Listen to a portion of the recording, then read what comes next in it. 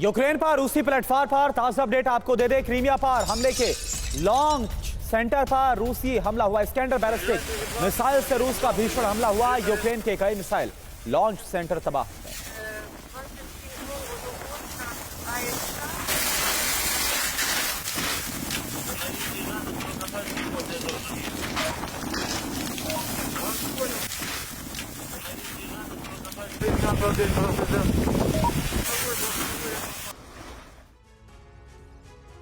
Putin ने NATO की साख को गिराने के लिए एक प्रदर्शनी का आयोजन करवाया है।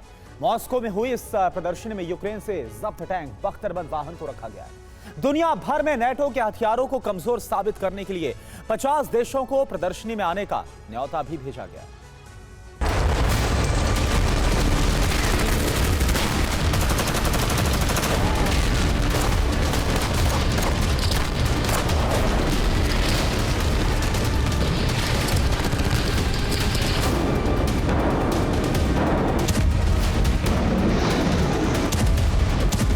यूक्रेन में रूस ने चुन चुनकर लेपर्ड टैंक को नष्ट किया। अब बारी अब्राम्स की है। अब तक कई अब्राम्स भस्म हो चुके हैं।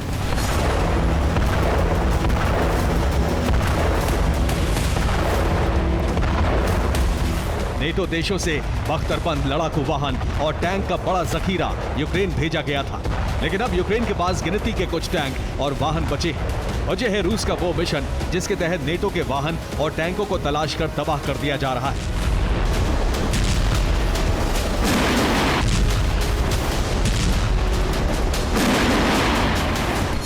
लेकिन पुतिन यही तक नहीं थमे।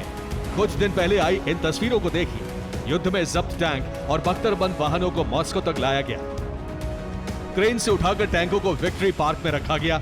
रिपोर्ट यही थी कि विक्ट्री डे यानी 9 मई को रूस के लोग सेना की जांबाजी देख सकेंगे। लेकिन पुतिन तो पुतिन है, उन्होंने इससे भी बड़ी प्लानिंग की थी जिसका खुलासा अब हुआ है। ये तस्वीरें देखिए। रूस की जमीन पर विदेशी मेहमानों की भीड़ है। पुतिन ने 50 से अधिक देशों को न्योता दिया। विदेशी मेहमानों को नेटो के भस्म टैंक दिखाए। नेटो के हथियारों को कमजोर बताया गया। नेटो देशों के दावों को रूस ने झूठा करार दिया। विक्ट्री पार्क की इस प्रदर्शनी में नेटो के टैंक पर उनके नाम और उसे बनाने वाले देश का नाम लिख दिया गया है। रूस के लोगों ने इसके साथ तस्वीरें खिंचवाई। रूस की तरफ से विदेशी मेहमानों को यह बताया गया कि नेटो देश अपने हथियारों को लेकर जो दावे करते हैं उसकी सच्चाई सामने आ चुकी है।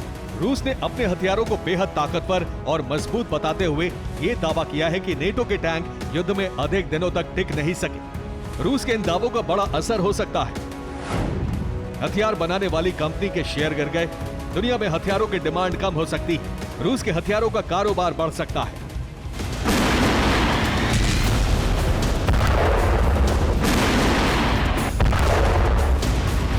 लेकिन पुतिन का एक मकसद और था और वो भी कामयाब होने लगा है। पुतिन चाहते थे कि नेटो देश अपने ताकतवर हथियार यूक्रेन को ना दें।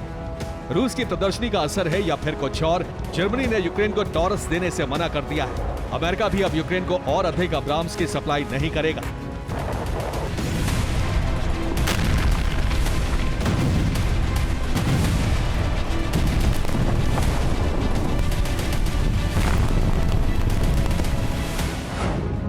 मॉस्को में अमेरिकन ब्रैडली वाहन, स्वीडन का CV-90 वाहन, फ्रांस के AMX-10 RC वाहन, लेपर्ड टैंक, मार्डर को रखा गया है।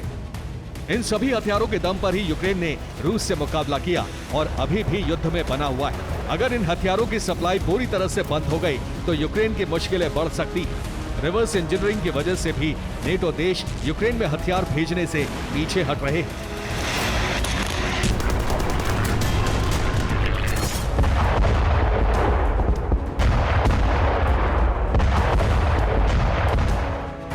रूस का दावा है कि यूक्रेन से जब्त किए गए हथियारों की तकनीक अब रूस हासिल कर चुका है।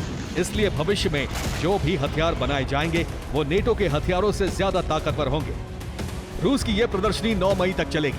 मॉस्को की प्रदर्शनी से दुनिया को संकेत दिया गया है कि नेटो के घातक हथियार रूस की सेना का कुछ नहीं बिगाड़ सके। पुलिस के शपथ समारोह के दौरान भी इन्हीं हथियारों से सरकार की कामयाबी का बखान किया जाएगा।